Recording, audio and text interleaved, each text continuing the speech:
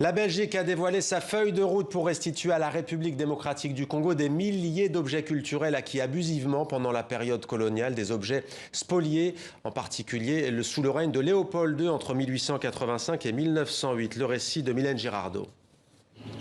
Elle pourrait faire partie des premières œuvres restituées par la Belgique à la République démocratique du Congo, la Kitumba de Nekouko. La statue de bois est conservée au Musée royal d'Afrique centrale. Elle a été volée au roi de Boma en 1878 par le Belge Alexandre Delcommune. Le gouvernement belge propose une nouvelle approche plus systémique pour restituer les œuvres volées pendant la période coloniale et éviter le traitement des demandes au cas par cas.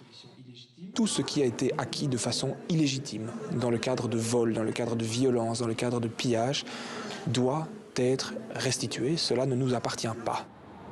Il y a les œuvres dont on sait qu'elles ont été spoliées. Et puis il y a les autres, celles dont on ignore encore dans quelles conditions elles ont été acquises. Une enquête sera menée pour chaque objet à l'origine inconnue. Mais l'affaire est plus complexe qu'il n'y paraît. Pour cet objet derrière nous, concrètement, l'enquête menée par un scientifique a pris plus de 6 mois, avec un séjour de 3 mois au Congo. Et ça, c'est juste pour un objet. Imaginez si on doit le faire pour 25 000 ou 40 000 objets. Il faudra donc peut-être attendre des années, voire des décennies pour les voir toutes restituées. Quant à l'incapacité supposée de la RDC à conserver ses œuvres, pour cet anthropologue, ce n'est pas un sujet. C'est comme si vous sortez, quelqu'un vous arrache votre porte-monnaie et la personne vous pose la question de savoir est-ce que vous êtes prêt à récupérer votre porte-monnaie. Ça n'a pas de sens. Le musée national de Kinshasa, inauguré fin 2019, pourrait à terme accueillir les œuvres, mais il manque d'espace. Des accords pourraient alors être envisagés pour que certaines restent malgré tout en Belgique. Bonsoir Thomas Dermine, vous êtes le secrétaire d'État pour la relance et les investissements stratégiques et en charge de la politique scientifique. On vient de vous voir dans notre reportage. Vous avez vous-même présenté ce plan de restitution. C'était hier au Musée royal de l'Afrique centrale de Tervuren. Vous l'avez dit, bien entendu, on comprend que vous restituez ces œuvres. Mais pourquoi aujourd'hui ? Eh bien, je pense parce qu'il y a une conjonction de plusieurs éléments. Tout d'abord, le mouvement Black Lives Matter, qui a un impact global et qui, en Belgique, se manifeste par un questionnement de notre histoire coloniale. Et puis des événements très spécifiques à la Belgique, et notamment le 60e anniversaire de l'indépendance de la République démocratique du Congo. C'est un point de départ, vous le dites, mais ça veut dire quoi? Ça veut dire que le processus va durer plusieurs années?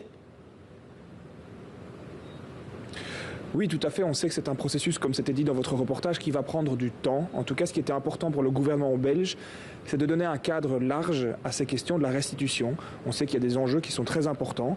Et il nous semble, en tout cas pour notre génération, que ces enjeux de la restitution d'objets culturels doivent être abordés absolument de façon ouverte, en dialogue avec les autorités congolaises.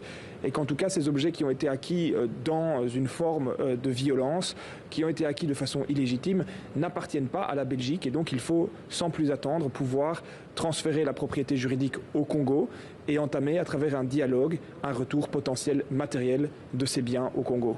Des masques, des instruments de musique, mais aussi des minéraux, des insectes. Est-ce que vous savez où iront ces objets culturels ? Mais ça fait l'objet du dialogue que nous allons avoir avec les autorités congolaises. Je pense que l'idée est de se donner le temps long pour effectivement envisager la meilleure conservation possible de ces objets. Ce qui est radicalement innovant dans l'approche belge, c'est qu'on scinde la question de la propriété juridique de la question de la restitution matérielle. Et donc ce que nous avons consacré comme approche, c'est de dire les objets qui ont été acquis et pour lesquels nous avons une certitude scientifique qu'ils ont été acquis de façon illégitime, nous transférons la propriété juridique. Et ça, on le fait sans plus attendre dans les prochains mois. Et par contre, la question, souvent plus compliquée parce qu'elle a des conséquences opérationnelles complexes, de la restitution matérielle des biens dans le pays d'origine, alors ça, on va se donner le temps de l'établir en dialogue avec la République démocratique du Congo. Merci beaucoup Thomas Dermine d'avoir été avec nous en direct ce soir sur TV5 Monde.